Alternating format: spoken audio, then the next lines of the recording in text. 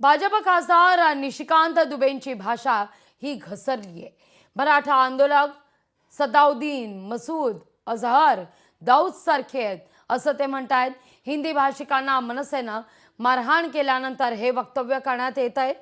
आपल्या घरात कुत्राही वाघ असतो अशी भाषा आहे निशिकांत दुबे यांची। हिम्मत असेल तर उर्दू भाषिकांना मारून दाखवा असं दुबे म्हणतात। कोण कुत्रा कोण वाघ ते तुम्हीच ठरवा असंही दुबेंचं म्हणणं आहे। मनसेच्या कृतीनंतर परराज्यातील अनेक हिंदी भाषिक नेते आक्रमक झालेले होते। त्यांच्याकडून आम्ही मराठी बोलणार नाही, आम्हाला महाराष्ट्रातून बाहेर काढून दाखवा अशा वल्गना करण्यात आलेल्या होत्या। यामध्ये आता वादग्रस्त वक्तव्यांसाठी परिचित असणारे भाजपचे खासदार निशिकांत दुबे यांची भर पडलेली आहे।